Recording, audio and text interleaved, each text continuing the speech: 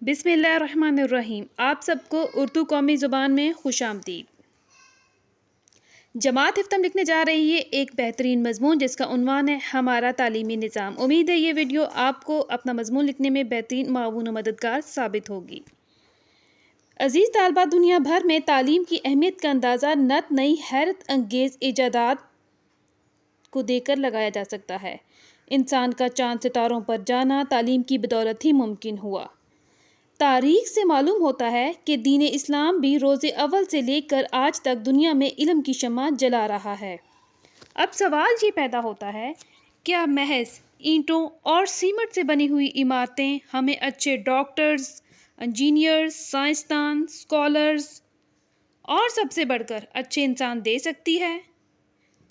کیا دے سکتی ہے؟ ہمیں اسکول اور کالجوں کی تعداد میں اضافہ نہیں کرنا بلکہ معیار تعلیم کو بھی بہتر بنانا ہے۔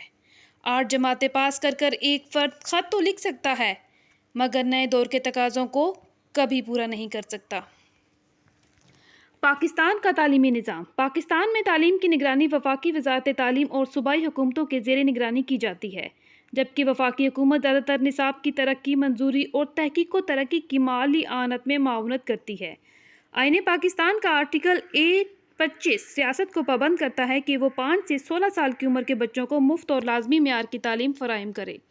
ریاست 5 سے 16 سال کی عمر کے تمام بچوں کو اس طریقے سے مفت اور لازمی تعلیم فراہم کرے گی جو قانون کے ذریعے طے کی جا سکتی ہے۔ بات کرتے ہیں پاکستان میں نظام تعلیم کے درجات کی۔ پاکستان میں نظام تعلیم کے عام طور پر 6 درجات شامل ہیں: پرائمری 1 سے 5 سال تک کے گریڈ، درمیانی 6 سے 8 سال تک کے گریڈ، اعلیٰ 9 اور 10 جماعت، ثانوی اسکول سرٹیفکیٹ یا SSC جو بورڈ کی طرف سے دیا جاتا ہے، انٹرمیڈیٹ 11 اور 12 جماعتیں جسے ہائر سیکنڈری اسکول کا سرٹیفکیٹ یا HSSC کہتے ہیں، اور یونیورسٹی کا پروگرام جو انڈر گریجویٹ اور گریجویٹ ڈگری کا باعث بنتے ہیں۔ پاکستان میں دی جانے والی تعلیم کا موازنہ دنیا سے کیا جائے تو پاکستان 125ویں نمبر پر جبکہ بھارت 103 اور بنگلہ دیش 111ویں نمبر پر ہے۔ دنیا میں نصاب اور طالب علموں کو دیے جانے والے ہنر کو مد نظر رکھ کر اس تعلیمی معیار کا اندازہ لگایا جاتا ہے۔ پچھلے دنوں ایک بین الاقوامی ادارے ورلڈ اکنامک فورم نے دنیا کے بیشتر ممالک کے تعلیمی نظامات کا جائزہ لیتے ہوئے ایک رینکنگ رپورٹ جاری کی جس میں کل 130 ممالک کے تعلیمی نظامات کا جائزہ لیا گیا۔ پاکستان کا تعلیمی نظام 125ویں نمبر پر تھا، جو ہمارے لیے انتہائی افسوسناک اور شرمناک بات ہے۔ اکنامک سروے آف پاکستان 2017 کے مطابق پاکستان کی شرح خواندگی 60% سے 58% تک پر پہنچ چکی ہے۔ جنوبی افریقہ کے انقلابی رہنما نیلسن منڈیلا نے کہا تھا کہ تعلیم ایک ایسا طاقتور ہتھیار ہے جس کے ذریعے آپ دنیا بدل سکتے ہو۔ میں ہندوستان کے ہر حصے کا سفر کر چکا ہوں، میں وہاں کسی کو فقیر کو چور نہیں دیکھا۔ اس ملک میں ایسی دولت، ایسی اعلیٰ اقدار اور ایسے قابل لوگ دیکھے ہیں کہ میرا نہیں خیال کہ ہم انہیں کبھی فتح کر سکیں گے جب تک ہم ان کی ریڑھ کی ہڈی، ان کا روحانی اور ثقافتی ورثہ نہ توڑ دیں۔ چنانچہ میں ان کے پرانے نظام تعلیم اور کلچر کو ختم کرنے کی تجویز پیش کرتا ہوں۔ اس لیے اگر ہندوستانی یہ سمجھ لیتے ہیں کہ یہ غیر ملکی نظام اور انگریزی ان کے لیے اپنے نظام سے بہتر ہے تو اپنی خود اعتمادی اور کلچر بھول جائیں گے۔ جو ہم چاہتے ہیں یعنی خالصتاً ایک مغلوب قوم بن کر رہ جائے۔ عزیز طالبات، یہ وہ بیان ہے جو لارڈ میکالے نے برطانوی پارلیمنٹ میں دیا تھا، جو تاریخ کا حصہ بن گیا۔ اس کی بات بالکل درست تھی۔ انگریز کے ہندوستان پر قبضے سے قبل ہمارے عظیم الشان تعلیمی نظام کی تاریخ پڑھنے سے معلوم ہوتا ہے کہ وہ کیسا جامع نظام اور کیسی عظیم اقدار روایات تھیں جنہیں انگریز سامراج نے ختم کر دیا۔ پاکستان کے بانی قائد اعظم محمد علی جناح نے کہا، آپ تعلیم پر پورا دھیان دیں، اپنے آپ کو عمل کے لیے تیار کریں، یہ آپ کا پہلا فریضہ ہے۔ ہماری قوم کے لیے تعلیم موت اور زندگی کا مسئلہ ہے۔ علاقوں کو برابری کی سطح پر تعلیمی ماحول و مواقع فراہم کرنا بھی ریاست کی ذمہ داری ہے۔ فنی تعلیم کا فقدان بھی ہمارے نظام تعلیم کی راہ میں ایک بڑی رکاوٹ ہے۔ دنیا بھر میں ریاست اپنے نوجوانوں کو خود مختار بنانے کے لیے انہیں فنی تعلیم مہیا کرتی ہے۔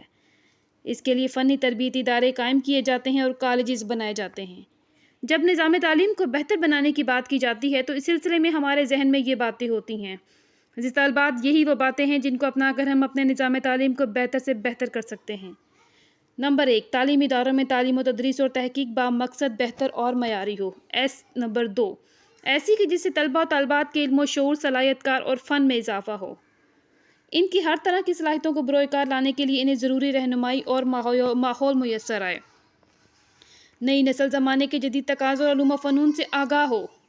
تعلیمی اداروں کی تعلیم و تربیت نوجوانوں کے لیے روزگار کے بہتر مواقع فراہم کریں۔ بہتر اخلاقی اقدار اور نظم و ضبط سے شناسائی کے بعد نوجوانوں میں اپنی زندگی کے بہتر نصب العین کے تعین کی صلاحیت پیدا کر سکے۔ علم کو بجا طور پر انسان کی تیسری آنکھ کہا جاتا ہے۔ انسان کو سچائی کی پہچان، حقائق کا ادراک اور معاشرے میں مہذب زندگی گزارنے کا سلیقہ علم ہی کے ذریعے حاصل ہوتا ہے۔ انسان کے اشرف المخلوقات ہونے کا راز بھی علم ہی میں پوشیدہ ہے۔ اس بات کی شدید ضرورت ہے کہ اساتذہ سب سے پہلے خود اپنے آپ کو طالب علم سمجھیں۔ استاد بن جانے پر بھی وہ حصول علم میں مصروف رہیں، ڈگری اور سرٹیفکیٹ کے حصول پر خواب خرگوش کا شکار نہ ہو جائیں۔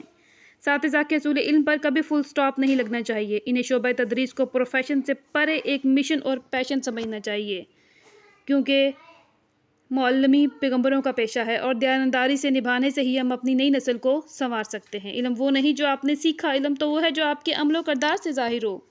رواں سال جولائی کے مہینے میں وزیر اعظم عمران خان نے قومی اسمبلی میں خطاب کرتے ہوئے کہا تھا، اپریل 2021 سے ملک بھر کے سرکاری اور نجی اسکولوں اور دینی مدارس میں یکساں قومی نصاب کے نفاذ کا عمل شروع کیا جائے گا، جو کہ اب شروع ہو چکا ہے۔ نہیں ہے نا امید اقبال اپنی کشتے ویراں سے، ذرا نم ہو تو یہ مٹی بڑی زرخیز ہے ساقی۔ آپ سب کی سماعتوں کا بہت شکریہ۔